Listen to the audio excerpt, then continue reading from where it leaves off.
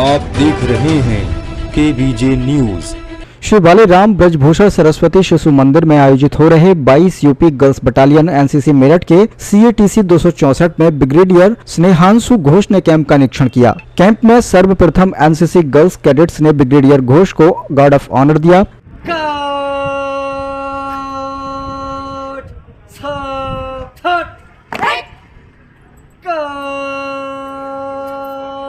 General salute सलाम में छत 1 2 3 4 1 2 3 4 1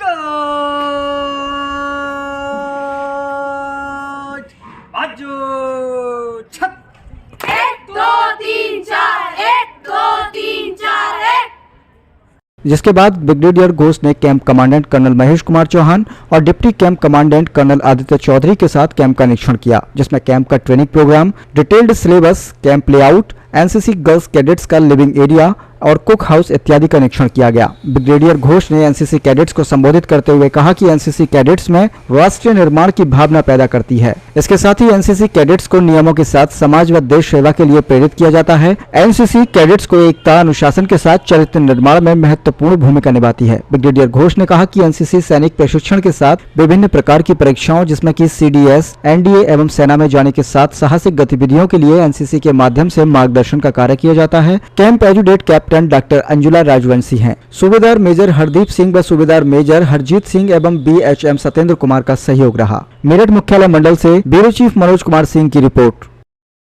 मैं कर्नल आदित्य चौधरी हूँ। 72 यूपी बटालियन एनसीसी से इस कैंप के लिए आया हूँ। मैं डिप्टी कैंप कमांडेंट हूँ। 22 बटालियन का जो कैंप हो रहा है। सर, आज जैसे ब्रिगेडियर घोष साहब ने यहाँ का इंस्पेक्शन किया, इंस्पेक्शन के दौरान उनकी क्या क्या इंस्ट्रक्शन रही हैं ट्रेनिंग को लेकर?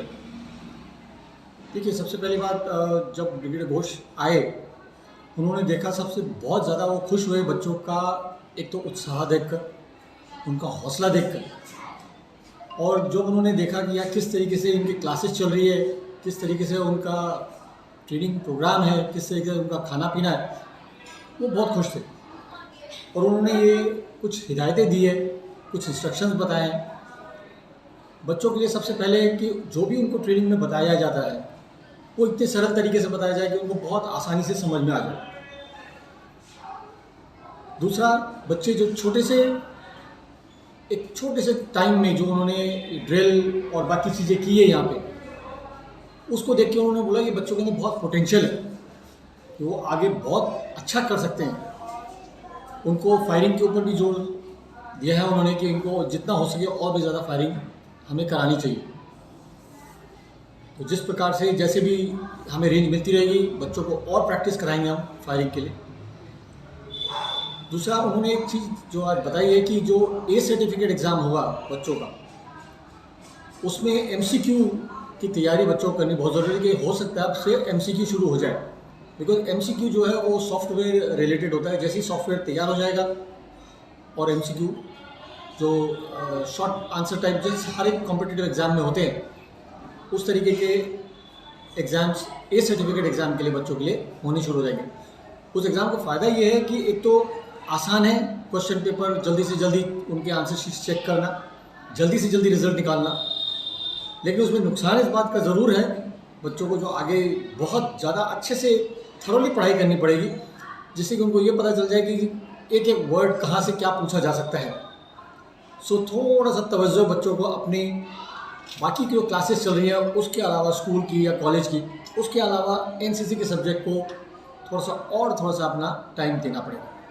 सर, लास्ट क्वेश्चन ये, अभी ADG पुरी साहब आए थे, उन्होंने बोला कि ड्रोन टेक्निक भी हम एनसीसी कैडेट वालों को सिखाएंगे, तो उसके बारे में आप क्या कहना चाहिए? ड्रोन, यस सर ने ड्रोन के बारे में बताया है। आपने नोटिस किया होगा, पहले टाइम में बच्चे लोग एरो मॉडलिंग बहुत करते थे, जो एयरफोर्स एनसीसी में रिपब्लिक डे या फिर कभी अगर 15 अगस्त के टाइम में कहीं कोई इवेंट या एनसीसी डे के टाइम में, पहले ग्राउंड में परेड्स होती थी, पहले ग्राउंड में इवेंट्स होते थे, तो आपने नोटिस किया होगा उस टाइम जो है बच्चे ये उड़ाते थे, जितने भी रिमोट कंट्रोल्ड एयरक्राफ्ट भी उड़ाते थे छोटे छोटे, तो वो एरो मॉडलिंग में उनको सिखाया जाता था।